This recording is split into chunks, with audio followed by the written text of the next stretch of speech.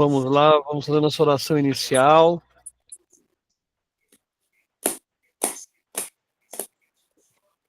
Vamos pedir ao Senhor, nesse terceiro domingo da Páscoa, né, que a gente vai se preparar para a terceira semana da Páscoa. Estamos chegando no meio do tempo pascal, do acompanhamento de Jesus, que ele nos leva no caminho até a criação, o início da igreja que vai acontecer em Pentecostes. Então, que o Senhor nos mostre as formas corretas, o caminho correto para levar a boa nova dele a todos aqueles que desejam ouvi-la. Pai nosso, que está no céu, santificado vosso nome, venha a nós o vosso reino, seja feita a vossa vontade, assim na terra como no céu. O pão nosso dia, perdoai as nossas ofensas, assim como nós perdoamos a quem nos tem ofendido, e não nos deixeis cair em tentação, mas livrai-nos do mal. Amém. Estamos reunidos em nome do Pai, do Filho e do Espírito Santo. Amém. Vamos lá, meu povo. Poxa, a Neide entrou, já caiu? Quem faz a primeira leitura? Pode ser que eu faça aqui, já está na mão já. Beleza. Leitura do Atos dos Apóstolos. Naquele dia, Pedro se dirigiu ao povo dizendo: o Deus de Abraão, de Isaque, de Jacó, o Deus de nossos antepassados, glorificou o seu servo Jesus. Vós o entregastes e o rejeitastes diante de Pilatos, que estava decidido a soltá-lo. Vós rejeitastes o santo e o justo, e pedistes a libertação para um assassino. Vós matastes o autor da vida, mas Deus o ressuscitou dos mortos, e disso nós somos testemunhas. E agora, meus irmãos, eu sei que vós agistes por ignorância, assim como vossos chefes. Deus, porém, cumpriu de modo que havia anunciado pela boca de todos os profetas, que o seu Cristo haveria de sofrer. Arrependei-vos, portanto, e convertei-vos, para que vossos pecados sejam perdoados. Palavra do Senhor. Graças a Deus. Leitura da primeira carta de São João. Meus filhinhos, escrevo isso para que não pequeis. No entanto, se alguém pecar, temos junto do Pai um defensor, Jesus Cristo, o justo. Ele é a vítima de expiação pelos nossos pecados. E não só pelos nossos, mas também pelos pecados do mundo inteiro. Para saber que o conhecemos, vejamos se guardamos os seus mandamentos. Quem diz, eu conheço a Deus, mas não guarda os seus mandamentos, é mentiroso. E a verdade não está nele, naquele, porém, que guarda a sua palavra. O amor de Deus é plenamente realizado. Palavra do Senhor. Graças a Deus.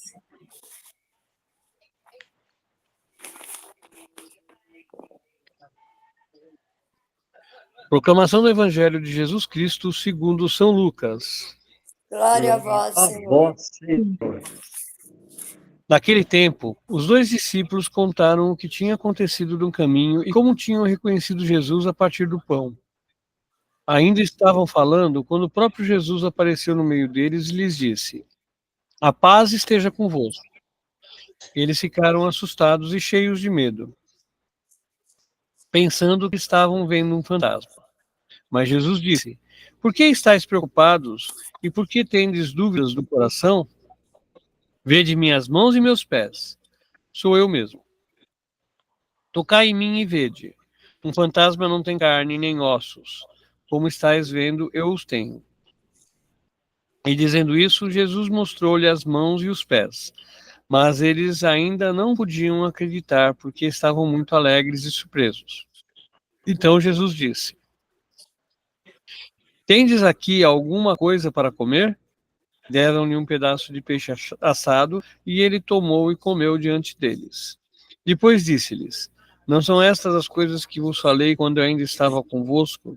Era preciso que se cumprisse tudo o que estava escrito sobre mim, na lei de Moisés e nos profetas, e nos salmos.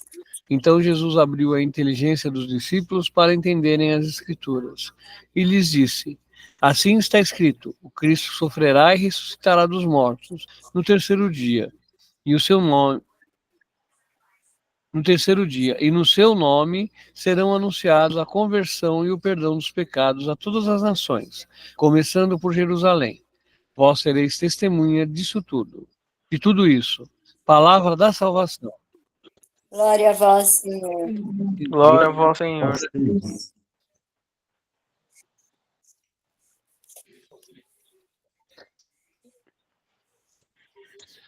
Muito bem, povo.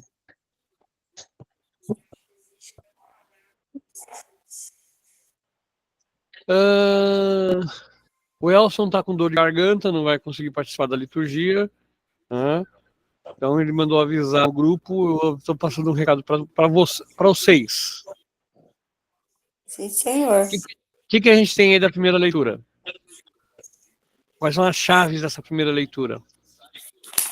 Aqui, no caso, Zacarias, são passagens do que aconteceu com Jesus Cristo? Sim, na realidade, Atos dos Apóstolos, ele mostra o surgimento das primeiras comunidades, né? Então, o que acontece com o Atos dos Apóstolos? Você está tendo uma visão da comunidade nascente. Tá? Então, a comunidade está surgindo, ela está começando, ela está embrionária. Não sei se eu consegui te explicar. Mas Ô, essa carta, Zacarias. Pode falar, Neide. mas essa carta também dos Atos dos Apóstolos, ele relata também, né, o que iria acontecer com Jesus no que nós vivemos essa Semana Santa. Na realidade, Atos dos Apóstolos é um texto pós-ressurreição. Ah, tá. Tá? Então, Jesus aqui já é ressuscitado. Então, quando você fala de Atos dos Apóstolos, você já está falando de formação de comunidade. Tanto que o Atos dos Apóstolos é chamado Evangelho da Comunidade. Não é o Evangelho de Jesus Cristo, é o Evangelho da Comunidade.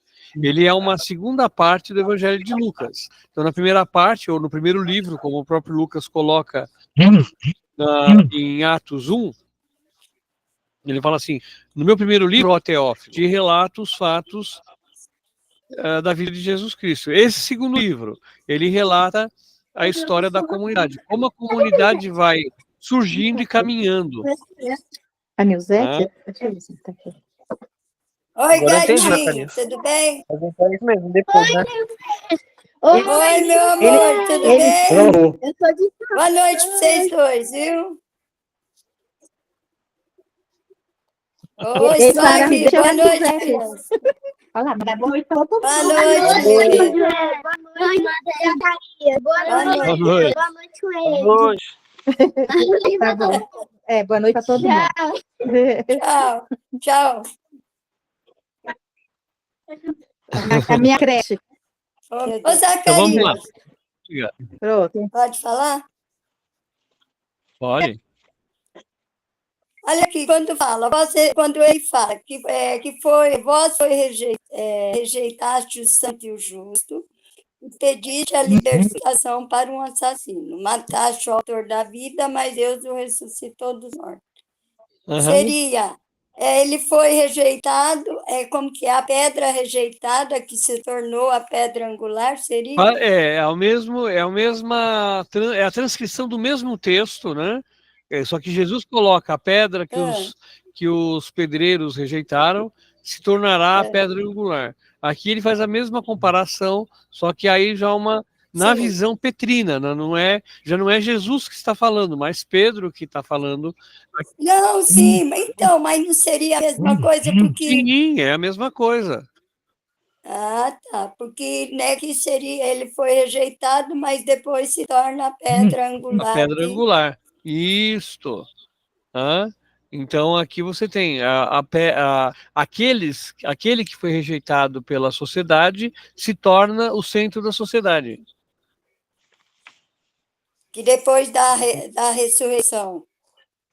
Só que aí o texto de Atos é escrito pós-ressurreição, diferente dos evangelhos. Os evangelhos narram... Sim, mas ele se torna a pedra angular pela ressurreição, é isso? Sim, que ele é o primórdio de todos. O primeiro a ressuscitar é Cristo, todos ressuscitarão em Cristo. Lógico que você vai ter algumas, como é que fala? Você vai ter algumas passagens que você tem pessoas que são elevadas ao céu. É o caso de Elias, é o caso de Eliseu, é o caso da própria Maria, mas é em Apócrifos. São pessoas que não sofreram a chamada corrupção da carne. Então, elas teriam sido elevadas de corpo e alma para o céu. Jesus não. Jesus morre, passa por tudo que o ser humano passa para ressuscitar no terceiro dia. Então você tem uma diferença de postura. Então é o famoso, desceu à mansão dos mortos para vencer a morte. Então Cristo vence a morte, os outros não venceram a morte. Eles não morreram, eles foram elevados. Né? Eles vão para o céu. Zacarias, e por que agora se fala assim? Jesus desceu ao inferno para vencer a morte e perdoar os pecados. Desceu ao inferno. A concepção de inferno, para o judeu, é Sheol. Mundo dos mortos. A concepção de inferno enquanto lugar de punição é algo mais novo, algo mais grego. É alguma coisa assim já mais, não é tão ligada à cultura judaica, mas mais ligada à cultura greco-romana. Então, para os judeus, é difícil explicar para vocês assim, de uma maneira, através de uma visualização assim. Mas o Sheol, o mundo dos mortos, para os judeus, ele seria assim: a terra é formada por uma abóboda, então você tem a parte seca, né, segura por pilares, e embaixo você teria uma parte vazia. O Sheol ficaria nessa parte vazia, morada dos mortos. Então, para onde as almas dos mortos iam.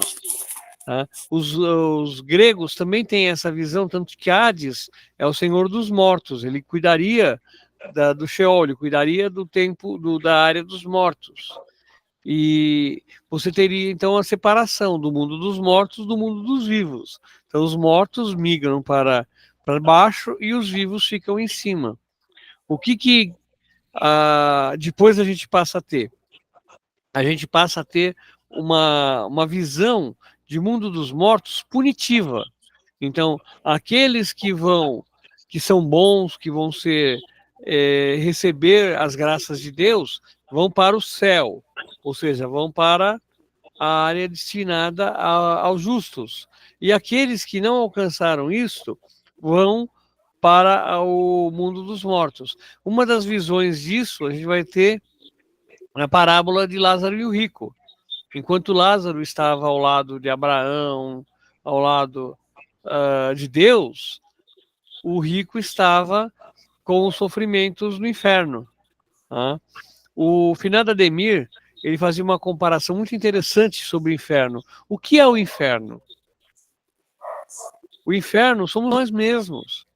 Ele fala assim, o inferno e o céu eram iguais. Eu estou repetindo o que eu achei muito interessante essa comparação que o Ademir fez aquela vez. O inferno e o céu eram iguais. Você tinha uma fartura de comida enorme para você comer. O detalhe é que você não conseguia dobrar os braços eram esticados, assim. Você não tinha como dobrar, fazer esse movimento com o braço. Então, tanto no inferno quanto no céu, os braços das pessoas eram esticados. O que diferenciava o inferno do céu? Enquanto no inferno todo mundo estava tentando se autoalimentar, né, e não conseguia, porque o braço duro não deixava, no céu, um alimentava o outro. Quer dizer, os braços esticados, a pessoa pegava a comida e levava à boca do outro. Então todos estavam felizes e alimentados, enquanto no inferno, enquanto cada um pensava em si, tá? Todos sofriam com a fome, sofriam com a dor, porque não conseguiam se alimentar. Tá? Então essa visão de inferno ela é interessante, porque realmente quem constrói o nosso inferno somos nós mesmos.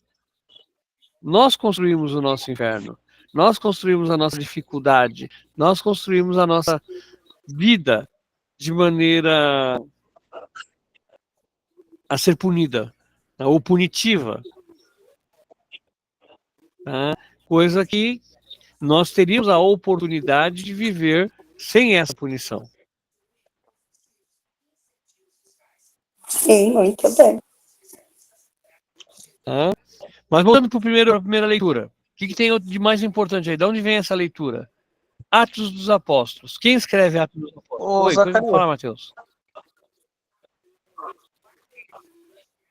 é só coisa rápida aqui, Tranquilo. nessa parte que tá falando. Vós os entregastes e o registastes diante de Pilatos, que estava decidido a soltá-lo. No caso, aqui é Pedro que está falando, Pedro que está falando. e sobre... Ah, tá. No caso, quando ele fala que vós os entregastes, no caso, tá falando de Judas? De Jesus. Vós os entregastes, os judeus entregaram Jesus a Vós, quando ele fala... Ah, tá. Entendi. Os judeus entregaram Jesus a Pilatos, só que Pilatos matasse Jesus. Lógico, gente, sim. aqui a gente tem que tomar um certo cuidado, tá? Nós estamos falando de uma comunidade nascente, uma comunidade pequena, que está nascendo, tá? À margem de um grande povo, que era o povo judeu, que tinha uma estrutura já organizada e que se aliava, conforme as suas possibilidades e necessidades, àqueles que comandavam o poder, quer dizer, a parte política, porque os judeus, parte dos judeus sobreviveu à Revolução Judaica. Parte foi dizimada. Então, mas alguns partidos, alguns grupos judeus se preservaram. Isso é sinal do quê? É sinal de que eles foram politicamente, eles se associaram aos romanos. Tá? Quem desaparece na época dos judeus, na época da Revolução Judaica? Desaparece os saduceus, desaparece os saduceus, os doutores da lei, os mestres do templo, os levitas, vai sobrar somente os fariseus. Os fariseus, que não tinham ligação com o templo, mas sim com as sinagogas, se mantiveram. E todo o resto das grandes lideranças, dos grandes partidos judaicos, incluindo aí os helenistas, os helenistas não, helenistas eram gregos, do Pergaminho do Mar Morto, os essênios, tá? Acabaram todos dizimados pelos romanos. Quer dizer, todos aqueles grupos que tinham algum vínculo com o templo acabaram desaparecendo, porque a perseguição romana contra aqueles grupos. Sobrou somente os fariseus. Os fariseus rejeitavam a maior parte das ideias ligadas às propostas de Jesus. Então, quando você tem a ideia de santificação, a ideia de anjo, a ideia de pacificação de um Messias pacífico, são todas ideias que eram defendidas, por exemplo, pelos saduceus. Só que esse grupo acabou dizimado ou politicamente ele acabou desaparecendo de Jerusalém. Tanto que a Bíblia que sobra para os judeus, a Torá e os livros sagrados judeus, são todos ligados aos fariseus. São aqueles 7 livros que faltam na Bíblia dos protestantes. Não sei se eu embaralhei muita coisa aí, se deu para vocês entenderem. Mas aqui, voltando à questão do texto em si, analisar esse texto de Atos, nós temos que entender o quê? Primeiro, quem escreve o texto de Atos? Quem escreve o texto de Atos é Lucas, discípulo de Paulo. E aqui, Paulo ainda não figura. Paulo ainda não entrou em cena. Então, aqui ele está narrando um discurso de Pedro. Quando é que aconteceu esse discurso? Logo depois da narrativa de Pentecostes. Quando ele coloca aqui, rejeitastes o santo e pedisse a libertação para um assassino, é aquela visão que muitos teólogos e muitos historiadores colocam em xeque, que Pilatos teria libertado Jesus de Barrabás, né? Ou Barrabás.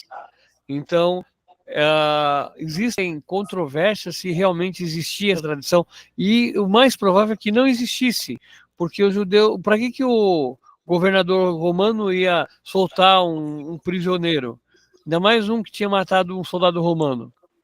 Então, essa tendência meio malandra pode ser um acréscimo do judaísmo, do cristianismo nascente em cima do judaísmo, para mostrar que os judeus eram traidores do projeto cristão. Tá? Mas muitos, tanto que num primeiro momento a gente tem nós temos para você se tornar cristão, você precisava ser judeu. Então, o cara, para se tornar cristão, ele tinha que passar pela fé judaica, ele tinha que passar pela circuncisão.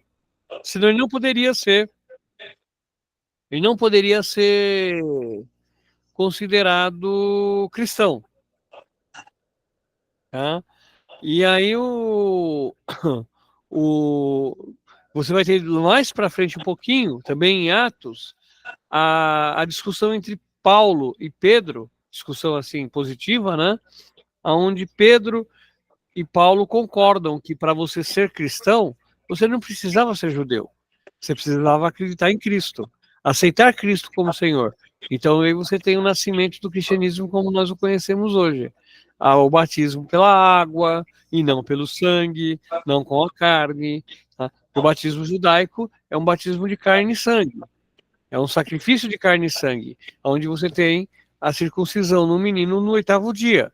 Então, pela circuncisão no 8º dia, você batizava a criança e colocava lá na fé judaica. Então, a partir daquele momento, o cristianismo não exige mais essa cobrança, né,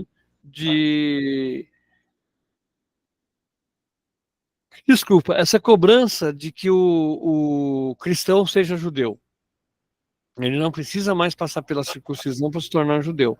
Mas aqui, nesse texto, Pedro ainda está falando para judeus cristãos. Tá?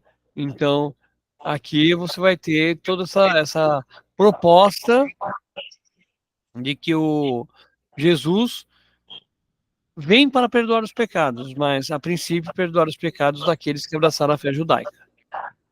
Ele ainda não tinha essa visão de fé mais universal, de coisa mais universal. Então, tanto que ele deixa claro, Deus, porém, cumpriu desse modo o que havia anunciado pela boca de todos os profetas, que o seu Cristo haveria de sofrer. Arrependei-vos, portanto, e convertei-vos para que vossos pecados sejam perdoados. Tá? Então, lembrem, qual foi a causa da morte, a principal causa da morte de João Batista? Ele perdoava os pecados. Ele levava o fiel ao perdão dos pecados. Qual é o motivo da morte de Jesus? Pregar que você não precisava do templo para encontrar Deus. Então, tudo isso você vai tendo esse caminho, né, que leva à ressurreição. Então, a aceitação de Cristo Senhor é mais importante do que todo o resto. E aqui mais que vocês têm para colocar na primeira leitura? Porque se voltar um pouquinho atrás, Pedro, aí eles estão. Quem cura é Jesus, não é isso? Porque Isso. eles não acreditavam que um pouquinho antes atrás, aí no Evangelho, esse papo aqui surge porque eles curaram um coxo, certo? Em nome de Jesus. Então, eles dizem que quem cura é Jesus. O ressuscitado, certo? É que está interferindo, é ele que está curando. Porque aqui já começa um pouquinho adiante, se você voltar um pouquinho atrás, todo esse texto aqui, ele começa na cura do coxo, né? Feita Aham. por Pedro e João, né? Gerenciada por Pedro e João, Exato, realizada por Cristo, certo? Então, Cristo exatamente. realizou a cura. Lembra que a gente fala de sacramento? É interessante pegar esse texto e pensar na questão de sacramento. O que é o sacramento? A gente fala de sacramento, a gente não fala no que é, a gente costuma falar em quais são. Os 7 sacramentos. Então, o batismo, a reconciliação, a Eucaristia, a confirmação, o matrimônio, a ordem e a unção dos enfermos. Nós pensamos enquanto número ou enquanto exemplo. Mas o que é um sacramento? Eu pergunto para vocês, o que é sacramento? Alguma coisa sagrada. Boa, gostei. Pela palavra é algo sagrado. Isso Exatamente. então, mas pegando isso, seu José, e o que é sagrado? É, vamos supor, é tudo aquilo que seria a vontade de Deus. Não, na Mas aí, realidade, mas aí é o seguinte, né?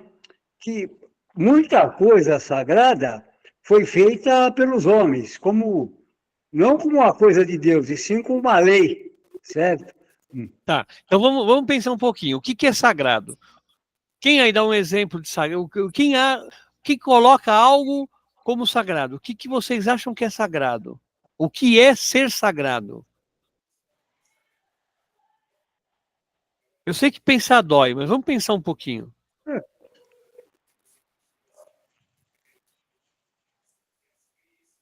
O que é sagrado? É alguma coisa imutável, permanente, né? Hum. Fala, Neide, o que você pensou aí? Eu sei que sagrado é Deus. Sagrado é Deus, tá. Cleide, o que é sagrado? Mas abre o microfone, senão a gente não escuta.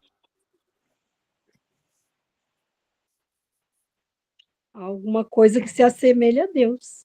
Algo que se Que assemelha a Deus. leva, que Que leva a leva a Deus. Deus. Ótimo. Mateus, o que é sagrado? Sei lá, me veio aqui em mente as bênçãos, as curas. As bênçãos, as curas são que sagradas. Muito bom. Seu José, o que é Deus realiza sagrado? em nossa vida.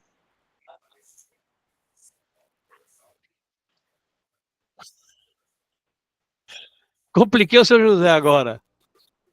Não, eu digo assim, para mim é isso aí, alguma coisa é, mais forte que vem do alto, certo? Que é imutável. Tá. José, o Agora, que é sagrado?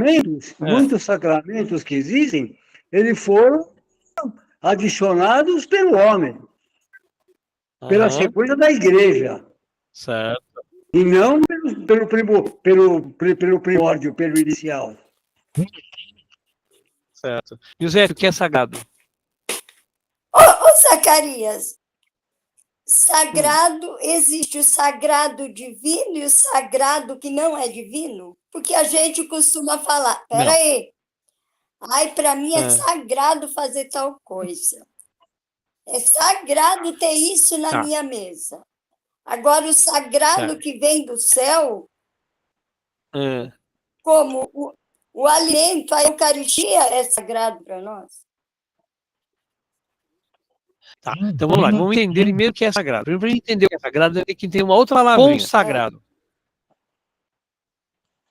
Tá? Para a gente poder entender o que é sagrado, a gente tem que entender o que é consagrado. Porque para ser sagrado, primeiro precisa ser consagrado. É imutável? Não, não é imutável. tá? Mas é consagrado. O que é consagrado? Consagrado é aquilo que eu ofereço a Deus. No caso da consagração da Sagrado criança, quando faz o batismo, consagra-se a exatamente, Nossa Senhora. exatamente, ofereço a Nossa Senhora. Consagrado é aquilo que eu ofereço a Deus. O que é sagrado? Aquilo que me reporta a Deus.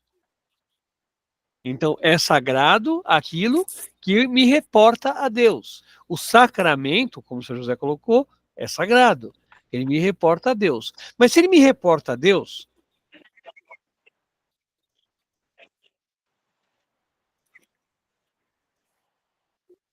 são infinitos. Os sacramentos são infinitos. Daí o número 7. Lembra que o 7 indica a totalidade, a plenitude, o completo? Então, quando eu falo de 7 sacramentos, é porque Deus é completo. Deus me oferece tudo. O batismo, a Eucaristia, a confissão ou reconciliação, a ordem, o sacramento a unção dos enfermos, o matrimônio, eles são ofertas para me lembrar de Deus. Eu consagro o sacramento. Eu entendo assim, né? Nós consagramos o sacramento. E o ministro, o padre, o ministro, ele preside o sacramento. E os objetos sacros... Se oferece a Deus, né? Isso, os objetos sacros, a hóstia, o óleo, eles são os meios do sacramento. Tá? Então, quando a gente pega essas coisas que a gente tem que ler na primeira leitura, tá? O que eles colocam aqui? A consagração, o ofertório daquilo que nós temos. Então, eu estou oferecendo. A pedra que foi rejeitada se tornou a pedra angular. Reportando o que a Nuzete tinha comentado. Então, a ignorância que atravanca o país acabou sendo o motivo pelo qual o país andou. Então, a ignorância que levou à morte de Cristo levou também à sua ressurreição. Será que se os judeus, a exemplo de Niville, tivessem aceitado Cristo como Senhor e Messias, nós teríamos o cristianismo? Provavelmente não. Porque Cristo não teria ressuscitado, ele teria sido levado de corpo e alma, como foi levado Elias e Eliseu, como foi levado a Maria. Né? Então você não teria a consumação da realização do projeto de Deus. E a base da fé é ir embora também, né? Aí você teria um outro elemento que provocasse essa manifestação da fé. Perceberam? Deu para todo mundo entender o que é consagrado, o que é sagrado? É a mesma coisa. O que é religião? Religar. Essa é fácil. Religar. Religar. O Religar o homem quê? a Deus. O homem à entidade. Para nós, o homem, o ser humano, a Deus ou a Jesus Cristo. Né? Mas o termo religião significa ligar o indivíduo à entidade. Então, quando ele fala assim, religião de base afro, ou religião africana, religiões africanas, ela vai ligar o homem, o ser humano, às entidades pelas quais eles acreditam existir. E muitas vezes, gente, a gente fala assim, mas Deus é um só, Deus criou... Calma. Muitas vezes, se você parar para pensar e analisar, você vai descobrir a presença de Deus em lugares os mais absurdos possíveis. Tá? Só que disfarçado de outras formas. Eles não tinham a internet naquela época. Eles não tinha como Deus se manifestar de uma mesma forma em todos os lugares. Mas muitas vezes se manifestava de maneiras diferentes, em lugares diferentes, mas era o mesmo Deus. Tanto que o nosso Deus, a nossa fé monoteísta, ela não tem origem em Abraão, ela é muito mais antiga. A origem da nossa fé é Zoroastra. O nome da nossa fé é uma fé zoroastra, que acabou passando, ela é uma fé que existia na região ali da antiga Babilônia, do atual Iraque, e que o Abraão leva consigo. E aí ele vai criando o javismo, que é a fé no Deus único. Pode falar, senhor José. Melquisedeque, essa figura, ela é bem primitiva, certo? Ela é como uma das origens. De onde vem esse cidadão aí? Olha, eu só sei que ele figura no Antigo Testamento, né? Mas parece que ele era um sumo sacerdote do Antigo Testamento. Nunca parei para estudar Melquisedeque. Porque parece que ele é anterior a Abraão, né? Bem antes de Abraão. Porque na realidade você vai ter. Eles têm aquela visão, o Gênesis de 1 a 11, ele relata a criação do mundo. O Gênesis de 12 a 50 relata a criação da sociedade. Então, o que acontece? Você tem uma visão, você tem uma construção de uma epopeia, de textos, né, para você fazer a elevação do ser humano a um nível acima do normal, do corriqueiro. Então, você vai construindo esse ser humano de maneira a tê-lo, a ter essa construção no seu dia a dia. Então, como é que eu vou engrandecer? Melquisedeque era o poderoso sumo sacerdote. Mas Matusalém viveu 800 anos. Não é verdade, ele não viveu isso tudo. Só que na concepção de criar-se um herói, você engrandece a pessoa através de outros atos. Então, o cara pode ter morrido com 20 anos, mas eles fizeram um engrandecimento e o cara virou uma pessoa que viveu 700 anos. Por quê? Porque você tem que justificar, e como você não tinha que provar, ficava fácil, né? O cara viveu, sim, mas em memória, não... Quantas pessoas não vão viver quase que eternamente? Ou por exemplo, Machado de Assis. Machado de Assis é vivo na sua obra. O próprio Pilatos. Pilatos era um governador medíocre, um soldado medíocre, mas se eternizou. Há 2000 anos se fala de Pilatos, através da oração do creio. Então você tem toda uma construção, e muitas vezes o cara angaria lugares onde na história que ele nem deveria figurar. Mais alguma coisa, meu povo? Segunda leitura. O que nós temos aí na segunda leitura?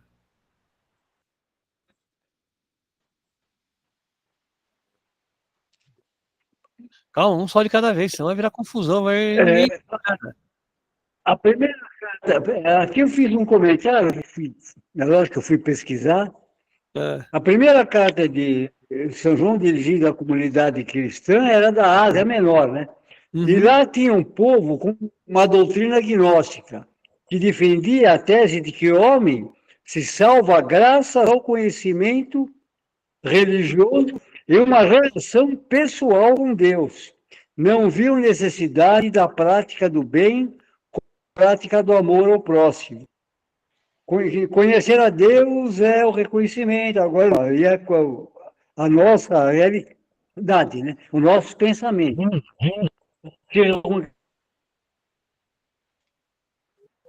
Reconhecer pecador, e o nosso grande defensor é Jesus, pela sua entrega na cruz, lavou os pecados do mundo.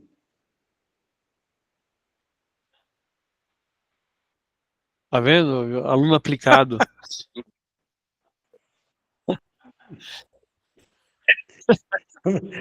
Ou velho desocupado. Nada, o senhor se esforça pra caramba, eu acho legal isso.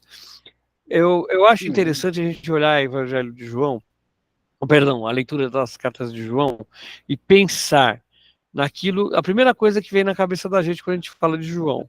vem na cabeça da gente quando fala de João é que João, autor das cartas, João, evangelista, e João, autor do Apocalipse, são a mesma pessoa.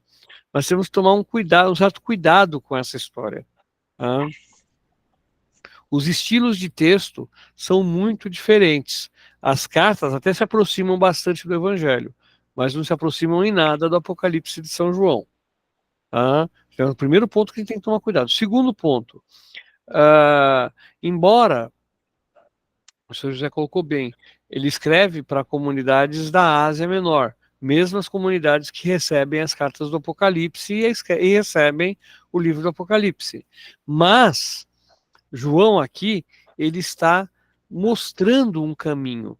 São pessoas que tinham uma boa aceitação do projeto de Jesus, mas não tinham, faltava aquele pontinho, aquele tempero especial, né? Então João vai buscar qual que é esse tempero que faltava para eles. Faltava o amor. Né? Então João vai de encontro a encontrar o amor. Podem ver que João é sempre carinhoso. As cartas são sempre doces. Tá? O diabético não pode ler carta de João, né? Porque é muito doce. As cartas de João, elas são doces, elas são suaves. Elas não têm aquele puxão de orelha que Paulo dá na comunidade. Não tem aquela bronca que o Apocalipse ministra. Não tem aquela raiva que você encontra em Atos dos Apóstolos, quando um grupo briga com o outro. João não, João é pacifista. João busca conciliar, tranquilizar, fazer com que as pessoas sigam um caminho e conheçam o amor, conheçam a Deus. Tanto que é João que fala, Deus é amor. Então Deus é amor. Então vamos encontrar, conhecer e guardar os mandamentos. Que mandamentos? Lembram quais são os mandamentos de Jesus? Amarás a teu Deus sobre todas as coisas. E o próximo como a ti E ao teu mesmo. próximo como a ti mesmo. Precisa fazer mais do que isso? Não. Só isso é o bastante. Porque quem ama o próximo não mata, não rouba, não fica fazendo picuinha, não fica arrumando confusão. Tá? É fácil? Não, não é fácil. Mas é o convite que Jesus nos faz. Sejamos fiéis à guarda dos mandamentos. Sejamos fiéis ao projeto de Deus. E ele lembra, Jesus é não um ser humano, que ele foi ser humano, ele foi humano como todos os outros, mas ele vai além. Jesus é Deus, e foi dado como Deus e foi oferecido como Deus em perdão, para o perdão dos seus pecados. Então, Zacarias, oi. Ele como Deus sempre foi referenciado a ele como Filho de Deus. E agora, nesse novo missal romano, o que provocou essa mudança, o novo missal romano? A recuperação dos textos mais antigos. Não é novidade, é uma coisa antiga. Ao contrário, ele é uma recuperação de textos, de fórmulas mais antigas. Na realidade é assim, seu José. O missal romano português de Portugal era mais próximo ao missal romano latino. O missal romano brasileiro, ele tinha uma certa influência do movimento da libertação, a teologia da libertação, porque pensa bem, quando é que a gente começa a ter a celebração em português, na língua vernácula? A partir de 1968. E a teologia da libertação surge em 1970, aqui no Brasil. Então, quer dizer, são movimentos muito próximos, emparelhados ali. E esses movimentos acabaram um influenciando o outro. Tanto que nós temos mais de uma oração eucarística criada aqui no Brasil. Mas nós temos algumas orações eucarísticas que a própria CNBB rejeitou. Tanto que são orações boas, estão corretas, mas faltou algumas coisas. E elas viraram um documento voltado à realização de liturgia da palavra. Você tem vamos dizer assim, abre aspas, Ô, um Zacarias, missal, fecha, só um minutinho, Nilzete, abre aspas, um missal, fecha aspas, que é um documento para você fazer liturgia da palavra. Pode falar, Nilzete. no sábado, na formação que tivemos lá no Belém, o padre Bina falou o seguinte, que esse missal romano não deveria ser do tamanho que é. Ele falou que tem coisas ali que nem se usa, só toma espaço, Sim. faz volume em cima do altar. Ele falou, para que aquele E livro... atrapalha. Isso, ele falou, para que aquele livro imenso em cima do altar para atrapalhar a gente? Bom, uma outra coisa, vocês sabem como é que funciona o missal romano? Tiveram a curiosidade de olhar ele? O missal romano é um tratativo. Ele mostra, ele fala passo a passo o que o padre tem que fazer. Sim, mas tem coisa que diz que tem ali que nem se usa. Não, Nilzete, é que nem você um dia pega, você ou qualquer não, um de vocês. Não, eu já peguei. Não é do missal que eu vou falar, é outra coisa. Pega o livro de batismos. Tem lá ali na nossa salinha, onde a gente pega os livros no armário, onde ficam as coisas da catequese. Pega o livro para vocês verem. Gente, é um monte de maneiras diferentes de fazer a mesma coisa. Aí o que você faz? Você vai fazer 2 ou 3 folhas de um livro inteiro. Isso. Entendeu? É a mesma coisa missal. Aí aquele monte de coisa que você tem que ficar virando, por quê? Uma parte da oração está aqui, a outra está lá na Casa do Chapéu. E domingo eu acho que o padre fez a oração errada, não fez não, Neide? Neide, microfone fechado. Ele não fez a liturgia.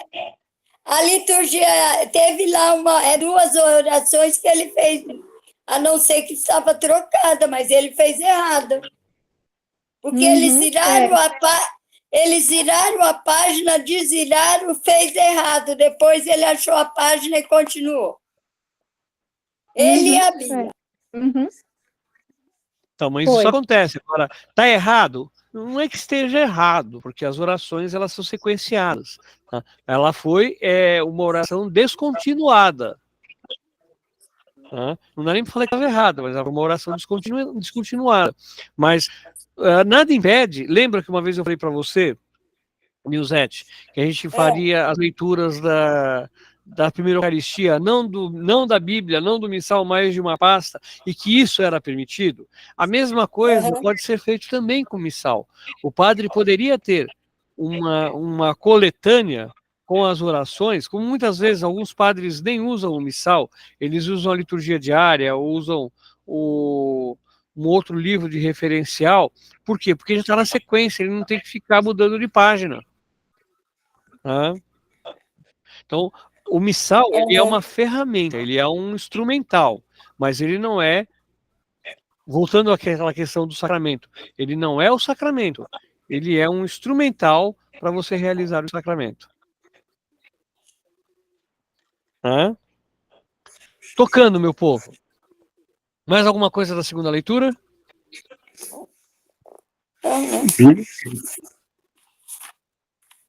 Podemos passar para o Evangelho? Sim. Pode sim. Muito bem. E o que Lucas 24, de 35 a 48, nos fala aí?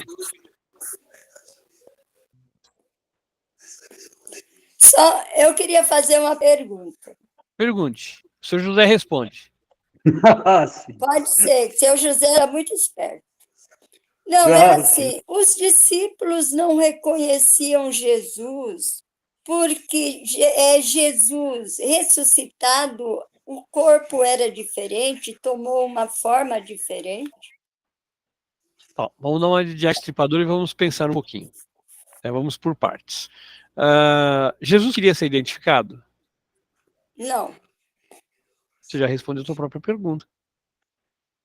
Ele não queria ser identificado. Então, Eles tinham. Agora, isso a gente está falando fisicamente. Agora, vamos pensar isso teologicamente. Só um minutinho, seu José. Vamos pensar isso teologicamente. Qual que é a missão do Evangelho? Descobrir quem é Jesus. Então, os discípulos precisavam descobrir quem era Jesus. Não o Jesus físico, o Jesus homem, mas o Jesus ser divino, o Jesus eucarístico. Pode falar, seu José. Não, o senhor respondeu agora, porque é o seguinte, ele tinha a perseguição era constante em cima dele. Então, Certo? Jesus não é certo. O Jesus não é que ele não era identificado, mas o discípulo precisava entender quem era Jesus. Ele precisava aprender quem era Jesus. porque parece que quando ele falava com os discípulos, ele abria a mente deles, né? Então, a ideia é... A mente e os olhos, porque aí conseguiam. Ó, Nilzete, lembra do encontro de Jesus com Paulo? O que acontece com Paulo quando ele encontra Jesus? Paulo, Fica cego. Fica cego. ele fica cego, né? Ele vê Jesus, mas ele fica cego. Ele Sim. vai voltar a enxergar Jesus, vai voltar a enxergar o mundo quando? Quando ele recebe o batismo. Quando ele é Ou batizado. seja, quando ele reconhece Jesus, não o físico, mas o da fé. Tanto que ele coloca assim, caem como que escamas dos olhos. Sim. E passa a ver claramente. Ou seja, ele passa a enxergar não o Jesus físico, não o Jesus homem, mas o Jesus fé, o Jesus Cristo. O Christus, aquele que é o Filho de Deus. Então são encontros diferentes.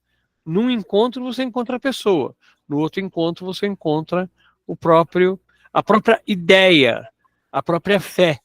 Você vai acreditar. Até então você não acreditava.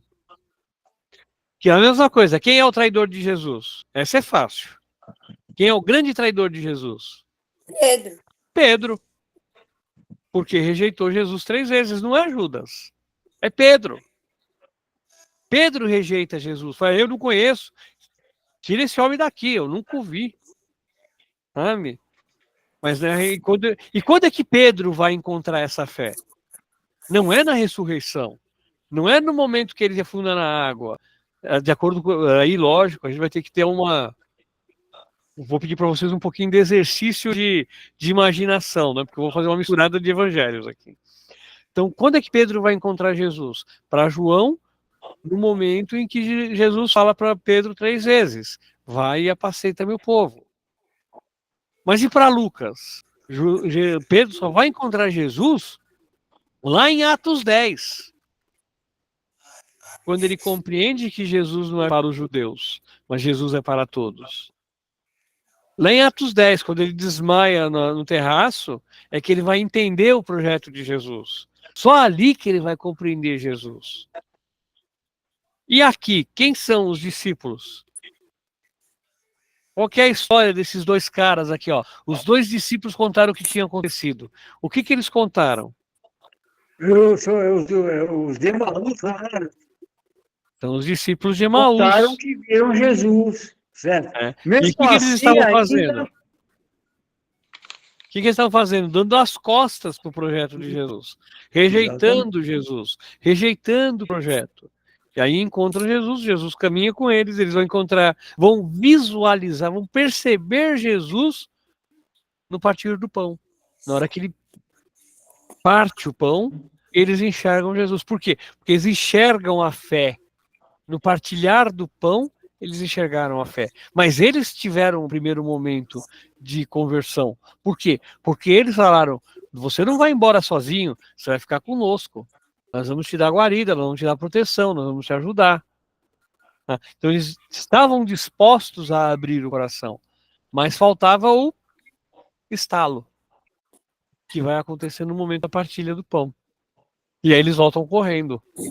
Ou seja, voltam à noite, enfrentando todos os perigos, e voltam para Jerusalém. E aí, por que Jesus precisa comer quando eles se encontram com ele?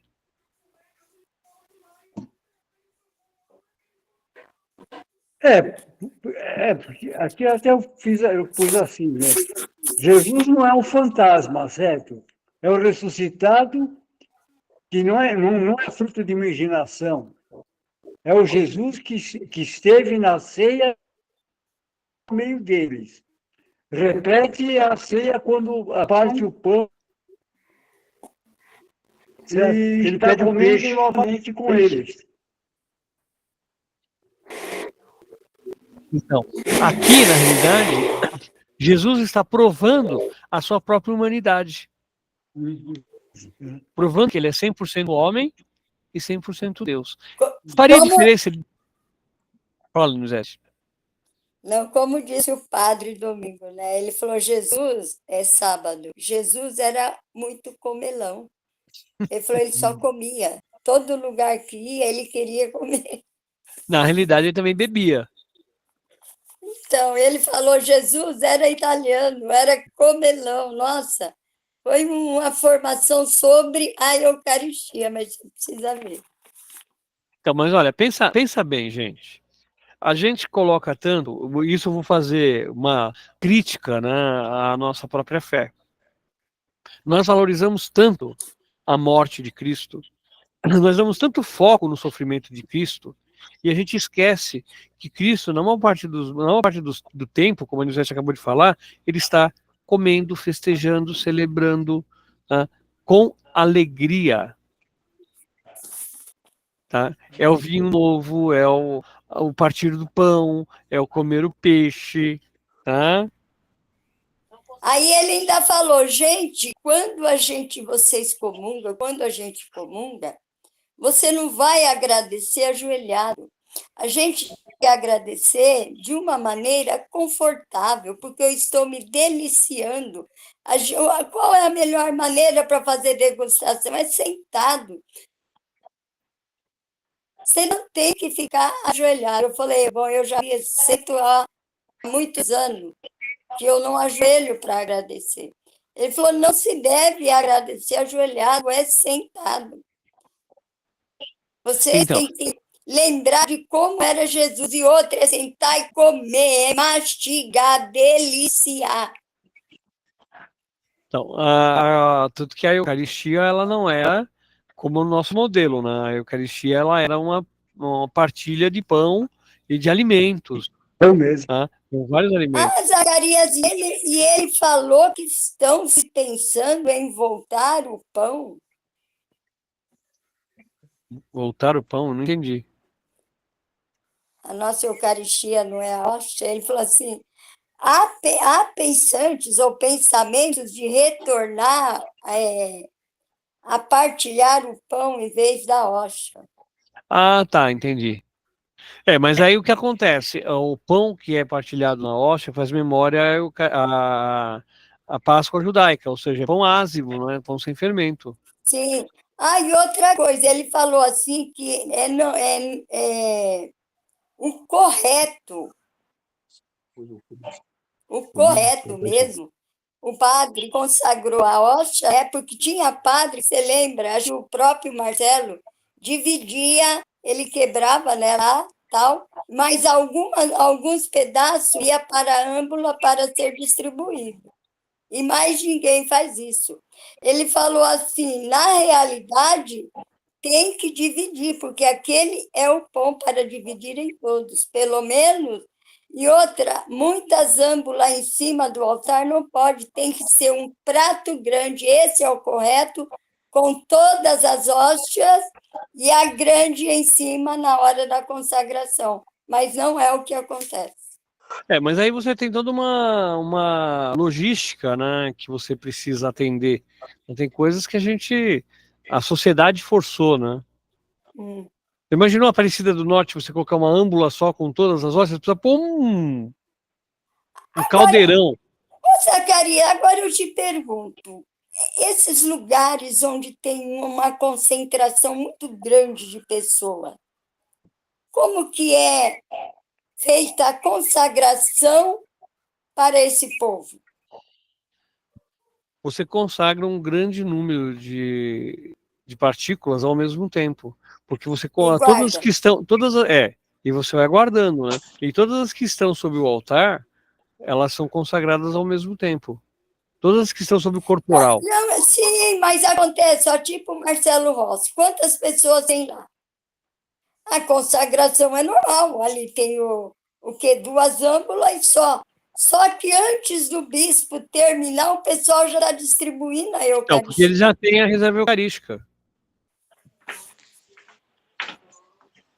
Eles usam a reserva eucarística. Não, mas a gente nunca vê essa consagração de uma quantidade imensa. Então, é porque, ainda mais no caso do Marcelo Rossi, né, que é transmitido pela televisão, eles fazem a coisa da maneira mais... Já tinham consagrado antes. Então, por exemplo, uma missa anterior, você consagra uma grande quantidade. Coloca no sacrário. Né? Aí, na hora da transmissão, você faz uma pequena quantidade que você vai consagrar ali, mas o povão vai receber aquela que já foi consagrada anteriormente. Porque eu falo, meu Deus, como que ele consagra? Será que é antes, num momento separado? Não sei. Agora, Pode uma qualquer missa. Agora, um erro que cometem aqui no Madalena é eles colocam as hóstias para ser consagrada, porque quase todo domingo está faltando. Aí tem que rever. Na realidade, a gente está vendo um crescimento novamente dos fiéis frequentando a missa, né? Olha, domingo, se eu não me engano, a Silvana foi em 2 lugares, em 2 pessoas para poder conseguir, para ela terminar, porque a fila estava grande, você entendeu? Acabou a dela, ela foi, até o padre acabou a dele. A Lourdes está lembrando, domingo, a igreja de São Bento estava entupida de gente. E é grande ali, hein? Pois é. Então, Você foi lá, né? Nós fomos fomos com os crismandos. Nós começamos o passeio no Largo da Forca. Eu sei, eu vi o Júlio com a mãe dele, aí depois veio uma turminha, eu falei, hoje tem passeio. Então nós começamos pelo Largo da Forca. Conhece o Largo da Forca? Não conheço, só Nós de fomos até o nome. túmulo do Chaguinha, depois fomos para o mosteiro de Nossa Senhora do Carmo, passando perto ali da Igreja da Boa Morte. Fomos lá no túmulo do Fernão Dias, do Bandeirantes. Uau. Nossa, foi longe, Vocês não conhecem esses lugares, não? Vocês não conhecem esses lugares? O Largo da Forca. A Tamires falou... O Largo da Forca é a Praça da Liberdade. Sim. Tá? O túmulo do Chaguinha fica na Rua dos Aflitos. O mosteiro de Nossa Senhora do Carmo é a Igreja do Carmo, ali perto do Poupa Tempo. Tá? O túmulo de Fernão Dias fica na Igreja de São Bento. Tá. Nunca passei lá, não. Só que são coisas da história que a maior parte das pessoas desconhece. Não, a Tamires falou, quando o Cauã estiver no Crisma com você, que você faça esses passeios, porque ela vai junto. A minha ideia é fazer isso. Não, porque eu falei que você tinha ido, ela falou, esse passeio até eu quero fazer. Então, a gente passou, aí mostrei algumas coisas também mais modernas, né? Que nem o Largo do Pix, o Joelma, onde o pessoal morreu lá, no comentário das 13 Almas, a primeira floresta urbana sob prédio do mundo, que é do Banespão, né? Aliás, Banespão, do Banespinha, onde ficava a igreja da Ordem Terceira dos Homens Pretos, que foi retirada da cidade e colocada fora da cidade. Né? E foram bastante crismandos? Foram, acho que 8 no total. 8 pessoas, né? Foram 3 acompanhantes e 5 crismandos. Mas eles, aparentemente, eles gostaram. Que bom. E o Largo da Forca é interessante, porque, na realidade, o bairro da Liberdade tem esse nome por causa da forca que ficava lá. Porque iam enforcar o Chaguinha. Aí, como ele sempre alegou inocência. E como a corda quebrou 3 vezes, o pessoal começou a gritar liberdade, liberdade, liberdade, ficou o nome do bairro. Bairro da Liberdade. Aí ele foi enforcado com uma corda de couro. Tanto ele quanto o Frei Caneca. Os dois foram trocados com Ave corda de Maria. couro. Que aquela corda de couro não rompe. Ah, tá. Hã? É. Bom, mas aí é uma outra história. Um dia eu conto para vocês. Vamos Tá lá. bom. Fechando nossa homilia, né? Fechando nossa conversa. Então, esse texto ele vem trazer um Jesus para a compreensão do povo, para que eles comecem a encontrar não o Jesus físico, mas o Jesus eucarístico. Então, este encontro que ele propõe aqui é um encontro, não um encontro com o homem, mas um encontro com a fé, um encontro com o acreditar. Né? Felizes aqueles que creram sem ver, a leitura da semana passada. Né? Felizes aqueles que creram sem ver, porque vocês, para acreditar, precisaram ver. Tanto que ele fala, olha, vocês podem ver, eu não sou fantasma, eu tenho carne, eu tenho osso. Tá? Então, vocês podem sentir as feridas, os machucados, os pregos, coisa que o fantasma não teria. Mais alguma coisa, meu povo? Minha parte, ok. Então, deixar um convite para vocês, quem puder, entre devo estar chegando lá às 15 horas no sábado, no domingo, vamos fazer uma oficina de estudo bíblico. A ideia para nós... Ô, Zacarias, mas você não jogou no grupo, né? Ainda não, vou jogar. Vou jogar agora. Tanto no grupo de catequese quanto no grupo de leitores. A ideia é ensinar vocês a estudar a Bíblia. A partir desse estudo de Bíblia, principalmente para nós que somos leitores, a gente consegue fazer a elaboração das orações dos fiéis. Aí eu levo o seu José lá para ensinar a gente a fazer a oração dos fiéis. Né? Acredita nisso para mim, pessoal. Então a gente vai ter essa ideia, não o tema em si, porque a oração dos fiéis ela não depende só do texto bíblico, ela também depende do tema da liturgia, tá? Até mesmo do rito, conforme a oração dos fiéis que a gente recebe, a gente vai complementar, tá? Mas a gente tem que pensar a oração dos fiéis a partir das leituras. E como é que a gente pensa a partir das leituras? A partir do estudo bíblico. Então, um primeiro engatinhar, um primeiro arranhar essa ideia de como se faz um estudo bíblico. Tá? Uma leitura orante, uma leitura de pensamento, de extração de conhecimento, tá? Fazer com que a leitura me traga o que Deus quer que eu fale, e não o contrário, a leitura fale aquilo que eu quero que ela fale. Porque é fácil isso também. Eu posso pregar usando um texto bíblico e inverter, colocar a minha ideia e não a ideia de Deus. Agora nós precisamos trabalhar a ideia de Deus e não a minha ideia. Beleza? Mais alguma coisa, meu povo? Não. Então, podemos fazer a nossa oração final? Vamos. Então, que Cristo, luz e salvação de todos os povos, que seja nosso defensor e nos mostre o caminho, como ele mostrou aos discípulos de Emaús, que ele nos mostre o caminho e nos mostre o como encontrar o Pai no final da nossa caminhada. Que nós tenhamos a luz divina nos iluminando e Maria à nossa frente como nossa guia espiritual. Ave Maria. Cheia de graça, O Senhor é convosco, bendita sois vós entre as mulheres, bendito é o fruto do vosso ventre, Jesus. Santa Maria, Mãe de Deus, rogai por nós, pecadores, agora e na hora de nossa morte. Amém. Estivemos reunidos e permaneceremos em nome do Pai, do Filho e do Espírito Santo. Amém.